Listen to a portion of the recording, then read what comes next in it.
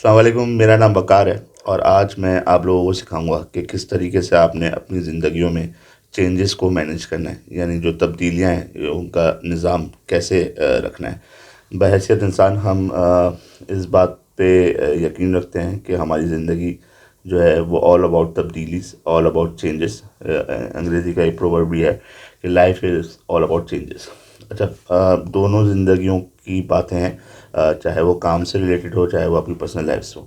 Changes जो होती हैं वो आती रहती हैं। आज गर्मी है, कल सर्दी है। These are the natural changes के भाई, गर्मी सर्दी दिन रात जो कि होनी होती हैं अपने वक्त के तौर के ऊपर। इसी तरीके से कुछ चेंजेस जो हैं वो होती हैं कि आज आप अनमैरिड हैं, कल मैरिड हो जाते हैं। आज बच्चे नहीं हैं, कल बच्चे आपके हो जाएंगे। इसी तरह काम के अंदर जाएं तो आज एक पोजीशन पे हैं, कल दूसरी पोजीशन पर होंगे। आज एक डिपार्टमेंट में हैं, कल दूसरे डिपार्टमेंट में होंगे। तो दीज आर द चेंजेस। आज एक प्रोजेक्ट कर रहे हैं, कल दूसरा प्रोजेक्ट कर रहे हैं। हो सकता है चलते हुए प्रोजेक्ट के अंदर से चेंजेस आ जाएँ। तो जितनी भी ज़िंदगी है अल्लाह ताला ने दी है, वो it's all about the changes. और अगर हमें सलीका नहीं आता उन चेंजेस को सही से मैनेज करने का, तो हम बड़े स्ट्रगल करते हैं और अक्सर व बेशतर हार जाते हैं उन चेंजेस को मैनेज करने में।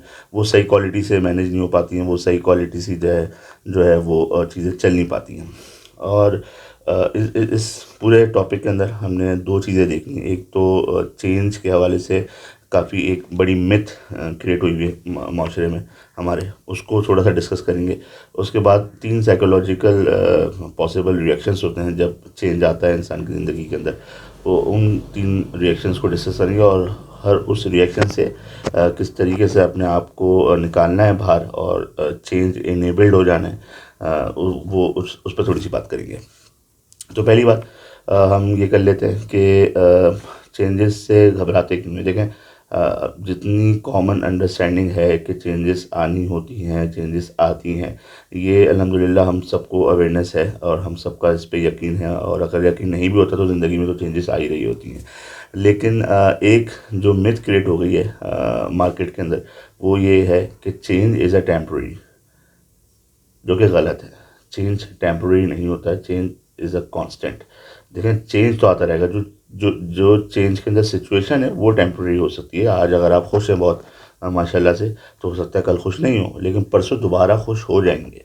और फिर उसके बाद दोबारा हो सकता है गम हो जाएंगे। तो देयर इज़ अ चेंज और वो कांस्टेंट ही रहेगा। आज गर्मी है, कल सर्दी है, फिर उसके बाद परसों दोबारा गर्मी आ जाएगी, फिर सर्दी आएगी। तो चेंज इज़ अ कांस्टेंट। जिन जिन हजरात ने या जिन जिन लोगों ने चेंज को टेम्पररी समझा है ना, तो होता ये है कि वो नुकसान में जाते हैं। अच्छा, टेम्पररी समझने से नुकसान कैसे होता है?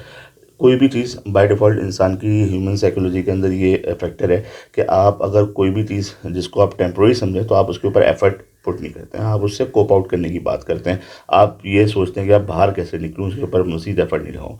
But the moment you know कि ये चेंज टेम्पररी नहीं है, ये जो चीज़ आ रही है ये परमानेंट है, फिर आपको बाय इन डिफ़ॉल्ट सॉल्यूशन निकालने की पड़ती है। और then you go into the detail analysis and find कि मेरा क्या वर्क अराउंड होगा, क्या मैं सॉल्यूशंस क्या करूँगा, क्या मेरी स्ट्रेटजी होगी, क्या मेरे स्टेप्स होंगे, ये सब। अब हमने कांस्टेंट समझ लिया है जिस चेंज को भी, तो उस दर तो हम ये काम कर लेते हैं। लेकिन अक्सर और बेशतर चेंजेस को हम टेम्प्रेरी ही समझते हैं कि नया बॉस आया है, थोड़े अरसे की बात है, ये भी हमारे जैसे हो जाएंगे, या तो वो चेंज अडॉप्ट कर लेंगे या हम चेंज अडॉप्ट कर लेंगे। नो। तो इस पूरे थोड़े से अरसे के अंदर जितना हम चेंज को टेम्प्रेरी समझते हैं, उसमें आप गौर कीजिएगा कि हम उस चेंजेस को जो है सही से मैनेज नहीं कर पाते हैं। और अगर चेंज अगर कोई अपॉर्चुनिटी लेकर आया है और उस थोड़ी से अरसे की अपॉर्चुनिटी है जहाँ पर हम उसको टेम्प्रेरी समझ के जो है हल्का ले रहे हैं या हम उसके ऊपर फोकस नहीं कर रहे हैं, तो वो अपॉर्चुनिटी लूज़ आउट कर जाते हैं। इसी तरह जो है अगर आप कांस्टेंट समझ लें, चाहे वो 1 सेकंड या 10 सेकंड का ही चेंज हो, तो उसको आप बहुत अच्छे तरीके से मैनेज करने की पोजीशन में बाय डिफ़ॉल्ट आ जाएंगे। आपका एक्सपीरियंस, आपका एक्सपोजर खुद उसकी स्ट्रेटजीज़, उसको उसके सॉल्यूशंस आपको देना शुरू कर देगा। अब आ जाते हैं तीन रिएक्शंस के ऊपर, जहाँ पर देखा गया है कि भाई तीन पॉसिबल रिएक्शंस हैं रिसर्च के हिसाब से भी, साइकोलॉजिकल स्टडीज़ के हिसाब से भी। पहला जो रिएक्शन होता है उसको साइकोलॉजी की ज़बान में रिसीवर कहते हैं। ये रिएक्शन होता है ये रिसीवर उस रिएक्शन को कहते हैं जहाँ पर चेंज पुश किया जाता है। यानी कि कोई एक प्रोजेक्ट चल रहा है आपके ऑफिस के अंदर और एक आपके बॉस या कोई भी अथॉरिटी आती है बाहर से और वो ये कहती है कि भाई ये प्रोजेक्ट ऐसे नहीं अब ऐसे होगा, या इसकी ये स्टेप्स नहीं होने हैं, या ये मज़ीद स्टेप्स ऐड कर लें, स्कोप ऐड कर लें, इसको डिलीट कर लें।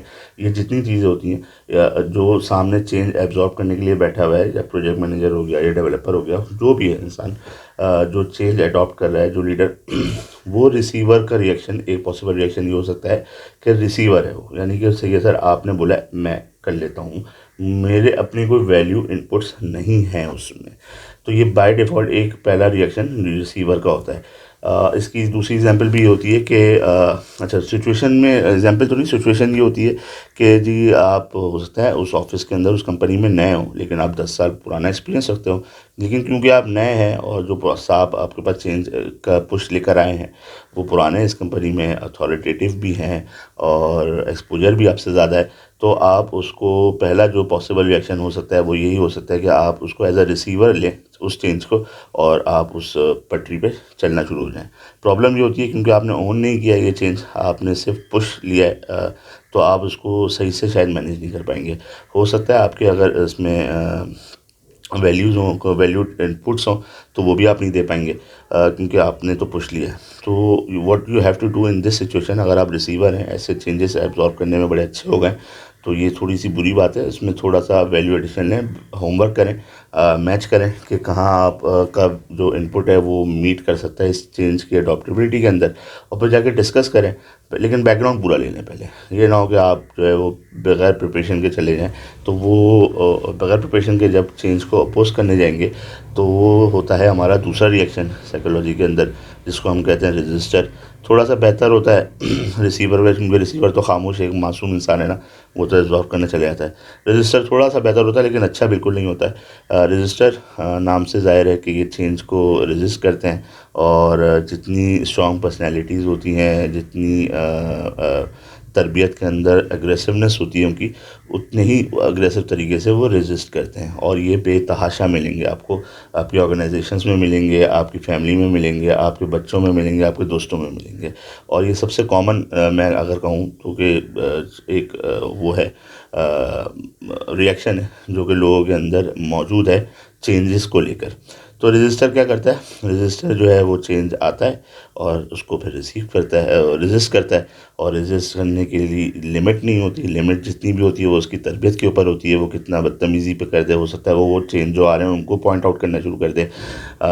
जो कॉमन हरकतें होती हैं रजिस्टर्स की, वो ये होती हैं कि जो वो चेंजेस में कीड़े निकालना शुरू कर देते हैं, बहुत डिटेलिंग क्वेश्चन करना शुरू कर देते हैं जो कि इररेलेवेंट होते हैं, टाइम बाउंडेड डिस्कशन से बाहर रहते हैं, तो वो समझ लीजिए कि वक्त ज़ाया करते हैं। तो अगर आप ऐसे हैं कि आप रेजिस्ट करते हैं चेंज को, तो बिल्कुल रेजिस्ट करें, लेकिन पहले अपना जो फीडबैक है, अपना जो ओपिनियन है, उसको कंस्ट्रक्टिव कर लें। कहीं से ऐसा ना लगे कि आप चेंज से बच रहे हैं या चेंज को भगा रहे हैं, डर रहे हैं। रजिस्टर जो होता है ना वो डरता भी है, और रजिस्टर जो है ना वो थोड़ा सा इनसिक्योर भी होता है। तो इनसिक्योरिटी जैसी फीलिंग को अगर आप दूर करेंगे, वो कैसे दूर करेंगे कि आप चेंज को पहले से समझ लें, एक्टिव लिसनिंग के थ्रू, खामोशी से बैठ के समझ लें कि ये आ क्यों रहा है, इसका बेनिफिट क्या है, और फिर अपने काम से इसको अलाइन करें कि क्या है, मैं इसमें क्या वैल्यू इनपुट दे सकता हूँ इस चेंज को सक्सेसफुली इम्प्लीमेंट करने के लिए, चाहे वो अगेन ऑर्गेनाइजेशन हो या आपकी पर्सनल लाइफ के अंदर हो। अगर आप रजिस्टर हैं तो you have to be change ready, क्योंकि ज़्यादातर रजिस्टर जो है ना फिर लाइफ में किसी भी पार्ट के अंदर वो सक्सेसफुल नहीं रह पाते। लोग जो आपके साथ हैं, जो आपसे मोहब्बत करते हैं, चाहे वो आपके कुलीग हों, चाहे आपकी फैमिली के हों, वो एक दिन आएगा आपकी इस रेजिस्टेंस की वजह से आपको पीछे छोड़ देंगे और वो ख़ुद आगे चलना शुरू हो जाएंगे, दोस्त नए दोस्त बना लेंगे। फैमिली वाले आपको ड्रॉप नहीं कर सकते, ऐसी बात है, मैंडेटरी रोल है, लेकिन एक सर्टेन लेवल की इंगेजमेंट शायद होगी, उसके बाद वो भी ख़त्म हो जाएगी। तो बड़ा ख़तरनाक फीचर होता है फॉर द रजिस्टर्स जो कि रेजिस्ट करते हैं चेंजेस के लिए। तीसरा साइकोलॉजिकल रिएक्शन जब चेंजेस आती हैं तो इंसान दिखा सकता है, वो है आपका कंट्रोलर।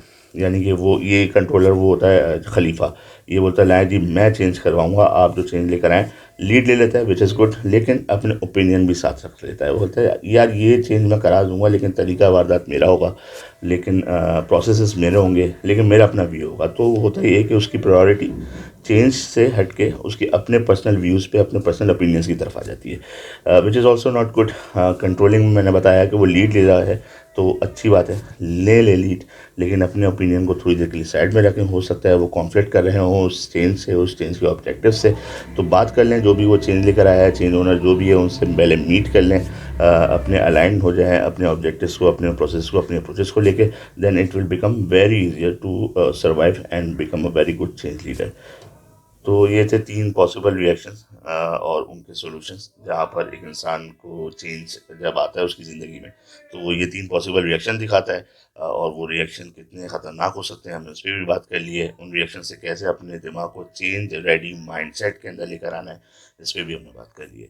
अच्छा लगा तो लाइक कीजिए, शेयर कीजिए और अपना ख्याल रखिए। मिलते हैं नेक्स्ट वीडियो में इंशाल्लाह।